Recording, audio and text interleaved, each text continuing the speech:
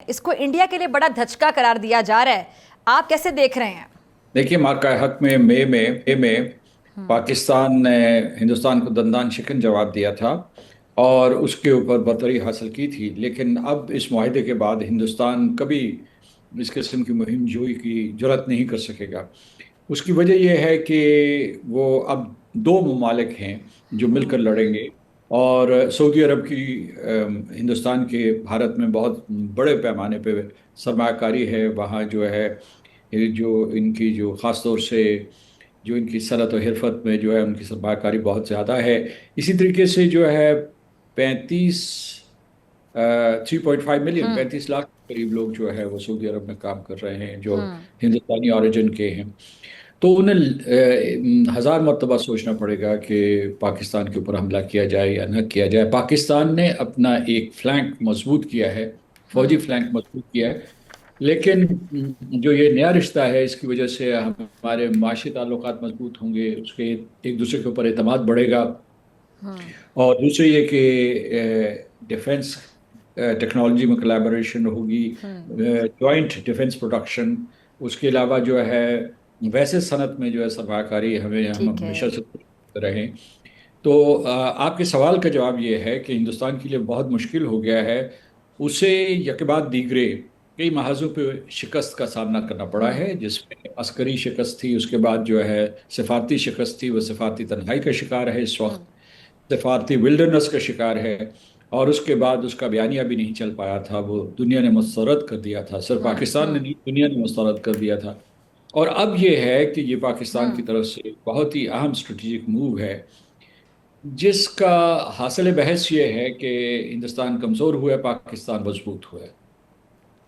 ٹھیک ہے، ہندوستان کمزور ہے، پاکستان مضبوط، اور جب ہم مضبوط ہوتے ہیں جو ہماری اچیومنٹس ہوتی ہیں برداشت نہیں ہوتی، تبھی ان کا میڈیا چیخ چلا رہا ہے۔ اچھا مسعود خان صاحب، یہ جو معاہدہ ہے، اگر ہم اسرائیل کی جارحیت کی بات کریں، گریٹر اسرائیل پلان جس پر عمل درآمد جاری ہے اسرائیل کی جانب سے، جب سے فلسطین پر یہ جو معصوم بچوں پر بھی، نہتے لوگوں پہ بھی بمباری اور جس طرح کا سلسلہ وہاں پہ جاری ہے کہ ہاسپٹلس کو بھی نہیں چھوڑا جاتا، اور تمام جو مسلم ممالک ہیں ان کی طرف دیکھتے ہیں وہاں کے لوگ، اور ظاہری بات ہے ہم مذمت کرتے ہیں، مذمتی قراردادوں سے بات آگے نہیں بڑھ پا رہی ہے۔ تو آپ کو لگتا ہے کہ یہ جو معاہدہ ہے اسرائیل کی جو پلاننگ ہے، خاص طور پہ گریٹر اسرائیل پلان کے حوالے سے، اس کی راہ میں بھی آنے والے وقت میں بڑی رکاوٹ بنے گا؟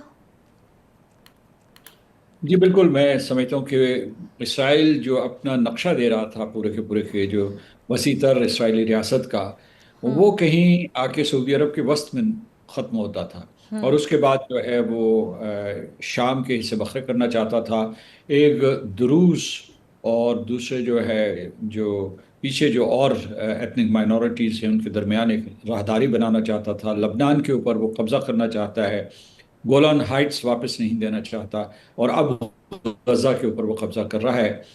اور اس کے بعد اس نے یہ کہا تھا کہ یہ فلسطین کا سلسلہ ختم کریں، کیونکہ یہ فلسطینی عرب ہیں، یہ عرب ممالک میں جائیں، مصر میں جائیں، لیبیا میں جائیں، یا سعودی عرب میں جائیں، یا کہیں اور جاتے بسیں، کہ یہ زائنسٹ صہیونی ریاست ہوگی۔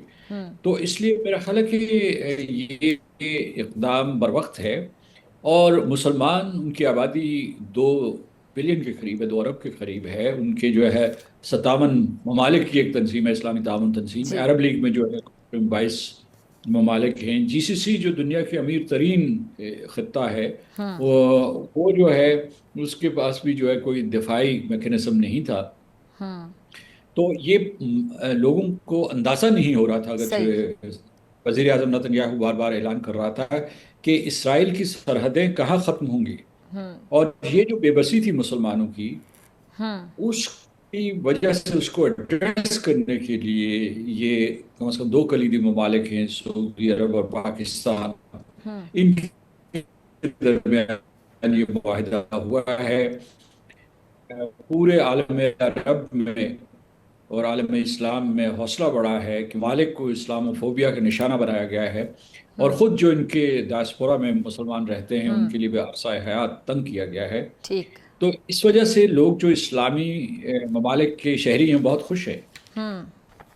اچھا سر، میں یہ بھی جاننا چاہوں گی کہ 2 مسلم ممالک کا اس طرح اتحاد سامنے آ رہا ہے، اور ٹائمنگ بڑا میٹر کرتی ہے کسی بھی معاملے میں جو ٹائمنگ ہوتی ہے کہ کس ٹائم پر خاص طور پہ وہ معاملہ پیش آیا. ابھی ہم نے دیکھا حال ہی میں جو بھارت نے ایڈونچر کرنے کی کوشش کی، منہ کی کھائی بھارت نے ہماری طرف سے، اور ہماری جو وننگ کمانڈر تھے جب وہ ٹرمپ سے ملاقات کے لیے گئے تو ملاقات کا دورانیہ بڑھانا پڑا ٹرمپ صاحب کو، اور وننگ کمانڈر وہاں پہ کھڑے تھے، بڑی تعریف سمیٹ کر رہا ہے، پاکستان کے لیے بڑے عزت بڑے وقار کی بات ہے.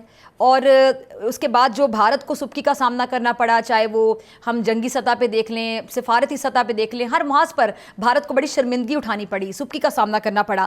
اس کے بعد بھارت کے لیے اب ظاہری بات ہے ایک اور تماچا ہے اس کے منہ پر، اس قسم کا معاہدہ ہو گیا سعودی اور پاکستان کے درمیان. اب جو باقی جو مسلم ممالک ہیں، آپ کو لگتا ہے کہ وہ بھی مزید قریب آئیں گے؟ جو بہت دیر سے بات ہوتی تھی کہ مسلم ممالک کا ایک بہت بڑا بلاک بنے گا، جو کہ ظاہری بات ہے بھارت کے لیے بھی خطرہ ہوگا، اسرائیل کے لیے بھی خطرہ ہوگا، اور مغربی لابی بھی کسی حد تک خطرہ محسوس کرے گی کہ مسلمان جو ممالک ہیں وہ ایک ہو رہے ہیں، پاورفل ہو رہے ہیں، ایک پیج پر آ رہے ہیں. دیکھیے، جب قطر کے اوپر حملہ ہوا تو اس کے بعد امریکہ کی جو یعنی ایک قسم کی پرزیومڈ سیکیورٹی کور تھا، وہ اس پاش پاش ہو گیا. اس کے بعد یہ خلیجی ریاستوں کو پتہ چلا کہ ان کے پاس جو ہے یہ چھتری موجود نہیں ہے، اور اب جو ہے انہیں اپنے دفاع کا خود ہی انتظام کرنا پڑے گا. ٹھیک. اس میں یہ ہے کہ یہ معاہدہ جو ہے اگرچہ سعودی عرب اور پاکستان کے درمیان ہوا ہے، میں سمجھتا ہوں بالواسطہ طور پر یہ تمام خلیجی ریاستوں سے ہوا ہے، کیونکہ وہ عام طور پہ اتفاق رائے سے یا کنسنسس سے اس قسم کے فیصلے کرتے ہیں، اور دوسرے ملکوں کو حوصلہ ہوگا.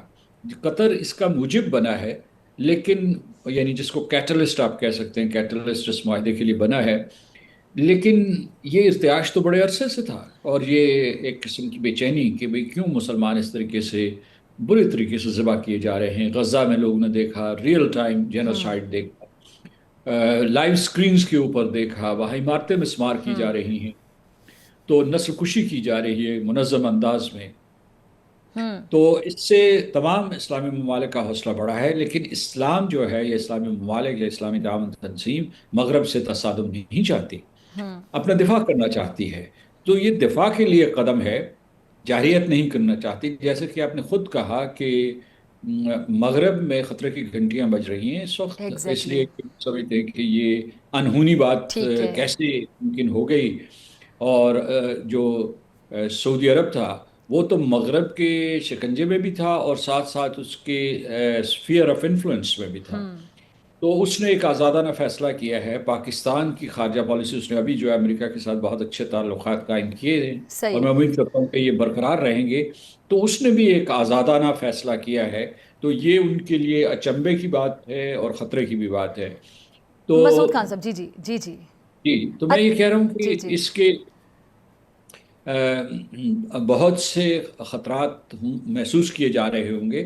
ہمیں یہ پوری کی پوری کھیل بہت ذہانت کے ساتھ کھیلنی ہوگی. اور جیسے کہ اس نے کہا تھا، کیا کہتے ہیں کہ دنگ شیاؤپنگ نے کہا تھا، چین کو یہ مشورہ دیا تھا 1980s میں کہ hide your strength and bide your time. تو اب پاکستان اور سعودی عرب کے لیے یہ وقت آ گیا ہے کہ وہ اپنی جو دفاعی صلاحیت ہے اس کو بڑھائیں، اور اس کے ساتھ دوسرے ممالک کو بھی شامل کرنے کی کوشش کریں. اچھا، یہی سوال میں پوچھنا چاہ رہی تھی کہ کیا آنے والے دنوں میں آپ کو لگتا ہے کہ اس معاہدے کا دائرہ کار وسیع ہوگا اور ممالک بھی اس میں شمولیت اختیار کریں گے؟ جی، اس میں دیکھیے جو ترکی اور سعودی عرب کے درمیان اختلافات مختلف رہا ہے. مصر جو ہے اور سعودی عرب کے روایتی طور پر اتنے دوستانہ تعلقات نہیں رہے ہیں، اور میں نے ترکی اور مصر کا اس لیے ذکر کیا کہ وہ بھی قطر کی صف میں کھڑے ہوتے ہیں. وہ بھی ثالث کے طور پر کام کر رہے تھے غزہ میں جنگ بندی کے لیے. تو اس لیے انہیں بھی ایک ان کے اوپر بھی نشانہ باندھا ہے اسرائیل نے. اس نے کہا جہاں بھی حماس کے نمائندے موجود ہیں ہم وہاں حملہ کریں گے. اور مارکو روبیو اور صدر ٹرمپ کی یقین دہانی جو قطر کے وزیر اعظم کو کی گئی تھی، اس کو انہوں نے بالائے طاقت رکھ دیا. تو اب یہ ہے کہ یہ سوچ ضرور ہے. یہ اگر ممالک جو ہے شعور کی پختگی کا ثبوت دیں گے تو یہ اپنے باہمی اختلافات مٹا کے یا انہیں کم کر کے تو اس قسم کا تعاون کر سکتے ہیں. کیا دوسرے ہم خیال ممالک جو ہے اس دفاعی تعاون میں شامل ہو سکتے ہیں؟ اگر مغرب کی نیٹو کی تنظیم بن سکتی ہے تو اسلامی ممالک کی بن سکتی ہے، کیونکہ ان کے اقدار مشترک ہیں، ان کے اہداف مشترک ہیں. تو یہ اس سے یہ ممکن ہے، بالکل ایسا ہو سکتا ہے، لیکن یہ ہے کہ اسے کتنا وقت لگے گا، اسے چین کیسے دیکھ رہا ہے، روس کیسے ٹھیک دیکھ ہے. رہا ہے. پھر یہ ہے کہ جو امت مسلمہ کے امریکہ اندر کیسے دیکھ ایسے رہا ہوگا لوگ سر؟ ہیں ذرا جو اس پہ بھی مغرب کامنٹ نواز کر ہیں. دیجیے گا. امریکہ اس وقت بہت تشویش جی. سے اس پوری صورتحال کو دیکھ رہا ہوگا، اور میں سمجھتا ہوں کہ وہاں ہلکا پھلکا بھونچال ہوگا. میں نہیں پتا کہ ریکٹر سکیل پہ کتنا ہوگا، لیکن کیونکہ میرا خیال ہے کہ جو سعودی عرب نے ایران کو تو اعتماد میں لیا ہے اس معاہدے سے پہلے، لیکن کیا اس نے واشنگٹن کو اعتماد میں لیا ہے؟ واشنگٹن میں جو ان کے کراؤن پرنس ہیں محمد بن سلمان، ان کے یہ صدر ٹرمپ کے دوسرے دور حکومت میں یہ امید تھی کہ وہ اس قسم کا معاہدہ امریکہ ان کے ساتھ کرے گا، میوچل ڈیفنس ایگریمنٹ یا پیکٹ کرے گا، لیکن امریکہ نے نہیں کیا. یعنی یہاں آئے، شان و شوکت سے ان کا استقبال ہوا صدر ٹرمپ کا، اس کے بعد ان کو بلینز آف ڈالرز کی انویسٹمنٹ ہوئی، ٹریلینز آف ڈالرز کے ان کے ساورن ویلتھ فنڈز میں سرمایہ کاری کروائی، تحفے تحائف لیے، لیکن وہ معاہدہ نہیں کیا. نہ دوسرا یہ ہے کہ جو سعودی عرب کی شرائط تھی کہ آپ ایک فلسطینی ریاست بنائیں، ان کو جو ایک ساورن خود مختار ریاست بنائیں، ٹھیک. اور اس کی یہ جو کسی قسم کا ٹائم ٹیبل ہونا چاہیے کب بنے گی. اور دوسرے ان کا یہ مطالبہ تھا کہ ان کو جوہری توانائی حاصل کرنے کی اجازت دی جائے، کم از کم جو ہے جو پرامن مقاصد کے لیے، جو انرجی کے لیے، پاور ٹھیک جنریشن ہے. کے لیے، ریئیکٹر، یورینیم انریچمنٹ. وہ تیسرا ان کا یہ تھا کہ ان کو دفاعی طور پر مضبوط کیا جائے، وہی جو آج ہمارا اگریمنٹ ہوا ہے کہ ڈیفنس کے لحاظ سے. تو ٹھیک. امریکہ نے ان کی بات سنی انسنی کر دی، اگرچہ دوستی دونوں ممالک میں ہے. تو وہ اب امریکہ کی بجائے سعودی عرب نے بالکل ملتا جلتا معاہدہ پاکستان سے کر لیا. سر لاسٹ میں جاننا چاہوں گی، آخری 1 سے 1.5 منٹ ہے، کہ پاکستان کے لیے میرے خیال سے وداؤٹ اینی ڈاؤٹ ایک بہت گولڈن ٹائم پیریڈ کا آغاز ہو گیا ہے، ایک بہت ہی سنہری دور، کیونکہ ہم دیکھ رہے ہیں کہ چائنا سے ہمارا تعلق پہلے ہی بہت اچھا ہے، خطے میں جو ہماری ایک آپ پوزیشن دیکھ لیں وہ ہماری بہت اچھی ہے، اور اس کے ساتھ ساتھ اگر ہم بات کریں امریکہ، اس کا جھکاؤ ہماری طرف ہے، بلکہ جو بھارت ہے اس کی طرف جھکاؤ امریکہ کا کم ہوتا چلا جا رہا ہے. چلے، میں اکثر پروگرام میں کہتی ہوں کہ اس پہ ہم یہ نہیں کہہ سکتے پرماننٹلی، کیونکہ جو ممالک ہیں وہ اپنے اپنے جتنے بھی مفادات ہوتے ہیں اس کی بنیاد پر اپنے تعلقات رکھ رہے ہوتے ہیں، اور خارجہ پالیسی یا جو وقت کا تقاضا ہوتا ہے، حکمت عملی اسٹریٹجیز کے حساب سے ہوتی ہے، ٹیمپریری بیسس پہ صحیح، لیکن ابھی خیر بھارت کی طرف ان کا جھکاؤ کم ہے. تو آپ کو لگتا ہے کہ ہمارے لیے بڑا ایک سنہری دور کا آغاز ہو چکا ہے اب ساتھ سعودی عرب کے ساتھ ہمارا یہ معاہدہ ہو جانا؟ امریکہ پہلے ہی ہم پہ بڑا مہربان دکھائی دے رہا ہے، اس کے بڑا امپریس ہے ہم سے، کہ میرے خیال سے بہت سی بڑی وجہ یہ بھی ہے کہ جب بھی ہم اپنے سے بڑے دشمن کو، جو کہ اسلحے کے لحاظ سے، سائز کے لحاظ سے، رقبے کے لحاظ سے، بجٹ کے لحاظ سے ہم سے بڑا دیش تھا، ہم نے ان کو کس طرح جواب دیا، اور وہ جواب پوری دنیا نے دیکھا کہ ان کے رافیل، ان کے مان، سب کو ہم نے توڑ کے نیچے گرا دیا. تو آپ کو لگتا ہے کہ شاید اس کے بعد بھی جو ہماری ایک پوزیشن ہے، ہم ابھر کر سامنے آئے اور لوگوں نے ہماری دفاعی صلاحیتوں کو، ہماری ایک بڑی اچھی حکمت عملی کو ایکسیپٹ کیا، انہیں پتہ چلا کہ پاکستان جو ہے اس کے ساتھ تعلقات بنانے میں ہمارا فائدہ ہے، مفاد آنے والے وقتوں میں؟ جی بالکل، میں یہ کہوں گا کہ آپ کے منہ میں گھی شکر. پاکستان کا ایک سفارتی میدان میں اور میں اسٹریٹجک میدان میں ایک سنہری دور کا آغاز ہوا ہے، اور یہ موقع ہمیں گنوانا نہیں چاہیے. یہ once in a lifetime ہے. یعنی ہم نے اپنے سفر کا آغاز سن 1947 میں شروع کیا تھا، لیکن ہماری جو مئی میں مارکہ حق میں فتح ہوئی، ویسی واضح فتح پہلے کبھی نصیب نہیں ہوئی تھی، اور اس کے بعد کئی سفارتی دروازے کھلتے چلے گئے ہیں. اور اب سعودی عرب جیسے ملک کے ساتھ ہم نے ایک اسٹریٹجک معاہدہ کر لیا ہے، اور اس کے بعد جو ہے مغرب کی جو یہ جو اکنامک ایشوز کے اوپر جی. فوکس کرنے والی ایجنسیز ہیں اور اینٹیز ہیں، وہ سرمایہ کاروں کو مشورہ دے رہے ہیں کہ پاکستان میں سرمایہ کاری کرو. جی، 25 کروڑ لوگ جو پڑھے کہ ہماری لکھے اکانومی کے لیے بھی بہتر ہیں. وقت آنے والا ہے. ٹھیک ہے. جی بالکل، تو یہ جو معیشت کے لیے بھی کئی دروازے ٹھیک ہے کھل جی، رہے ہیں.